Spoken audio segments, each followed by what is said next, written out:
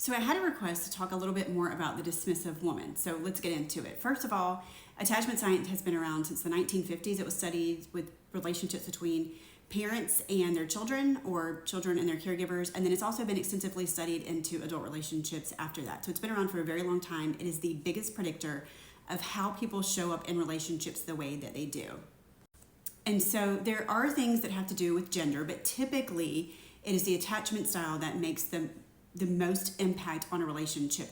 Now, because the way society works, we will create certain attachment styles and genders because of the way that we raise them. For example, the way that we tend to dismiss feelings of boys will create more avoidant attachment styles, and the way that we tend to treat women and grow them up in the things that we teach them and model them about emotions and nurturing and attunement and emotional intelligence, we tend to create either more secure or more anxious, because women typically are taught to a lot of times manage the emotions of other people, then they can become more anxious. But it's not the gender, it's the attachment style that creates those things. But society will create that based on their ideas of gender.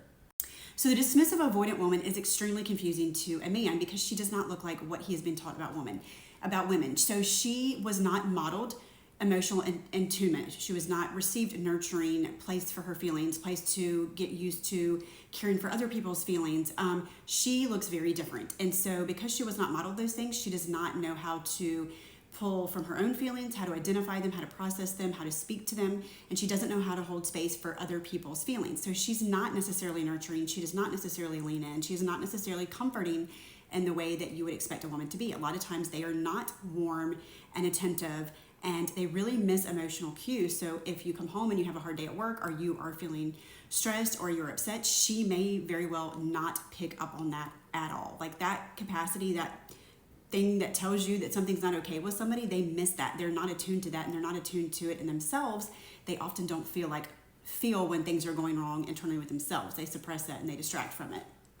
Where a lot of women really want to be present for their male partners and they want to pour into them and do things for them and serve them, a lot of times the dismissive avoidant woman really prefers her autonomy and space and does not want to get enmeshed or lose herself in the relationship. So she may be more hyper independent. She may be more interested in her career. She may deprioritize the relationship, where a lot of times women tend to prioritize the relationships more than men. They will focus more on the children and more on the relationships rather than work or hobbies or outside things, whereas a dismissive avoidant woman will prioritize those things and deprioritize the relationships in her life a lot of the time.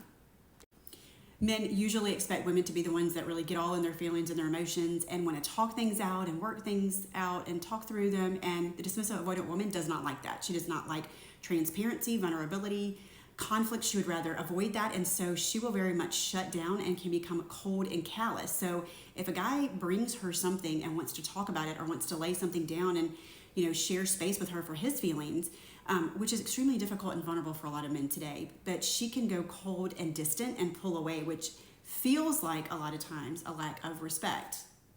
Because she does not really need intimacy, a lot of times men tend to crave more physical intimacy than women. With a dismissive avoidant, one of the struggles for a man may be that there's not as much physical or emotional intimacy, and so he can really feel like he's lacking in that area. A lot of times these women feel stuck and trapped and smothered in their relationship because they are triggered by commitment and intimacy and expectations. And so instead of really stepping into the role of a wife, they may tend to be triggered and feel overwhelmed by those expectations. And so they sort of just breadcrumb their spouse and don't really show up well. And so a lot of the things that he may have been expecting that maybe he saw from his mother or other women, he may not get from a dismissive avoidant woman. And so he may very much end up feeling unloved, uncared for, and really feel like he's not being respected. And he may jump to conclusions and speculations about what's going on with her and why she is showing up this way. Maybe she doesn't love me. Maybe there's somebody else. Maybe she's got one foot in, one foot out the door. But there's all these different ideas that will pop into his mind because this is so unusual for a woman. And unfortunately, things like leaning in more and providing romance and trying to have long conversations and long walks on the beach are going to be things that trigger this woman. And so that's going to push her away more. So all of the go-tos that a man would typically go to draw closer to a woman or to pursue her are not going to work. However, at the same time, because this person has such a deep defectiveness wound, as they're very sensitive to criticism. And so even though typically, a lot of times a man will tend to get angry after a while because nothing's working and he feels disrespected and dishonored and pushed away. It's really important that you stay gentle with this person if you're ever going to create any safety where she can start to lean in and she does actually feel safe. From a spiritual perspective, this can be really tricky. If you're in a Christian marriage and you have a woman who is supposed to be your helper, it can be really frustrating for a guy, especially if you guys are both trying to live out the roles that you're supposed to from a godly perspective and live in your masculine and feminine, and you have a man who is out there protecting, providing, trying to lead, really trying to take emotional cues for his family so he can show up good, because it takes both people in the relationship to do that, to create a safe space. If he's doing all of those things and then he feels like his wife is disrespecting him, is cold, is pulling away, is not nurturing, is not emotionally attuned, and he's going out there protecting, providing, and trying to do the best he can, and then there's not a place for him to come home and have a safe place for his feelings, or to take off that mask of always having to provide and protect and do all the things and carry the weight, that can feel really, really bad to him and feel like there's no place for him to relax or have safety or sort of take that off. And the other side is for the dismissive avoidant woman, it's really difficult when you never get to lay in your feminine and you are constantly feeling like you have to, you're gauged by your accomplishments and you're able to only go out there and be hyper independent and you have to do everything on your own and you can't let somebody else in to take any of those things off of you. So it really is a challenging situation, and it's very tricky for a guy, whether you are a Christian or not, because the dismissive woman just shows up so differently than what we're taught women are supposed to look like in society. And a final thought is that if you're a dismissive avoidant woman who is not able to model these things to your husband, and you don't have really good emotional intelligence and attunement, and you're not able to nurture and show up in that way, it's also going to affect your children. And so if you have daughters that you're raising, then you're not teaching them how to show up in those ways for their potential partner one day.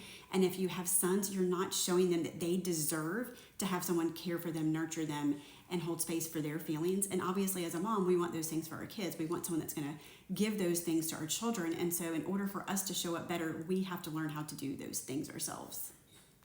So we have to be able to recognize our attachment wounds and work on our attachment style to earn secure attachment, to show it better so our children see better, and so that we can provide a safe space for our partner, and so that the man in our life, or our husband or spouse or whoever our partner is not confused and wondering constantly what they're doing wrong and whether or not we're in the relationship.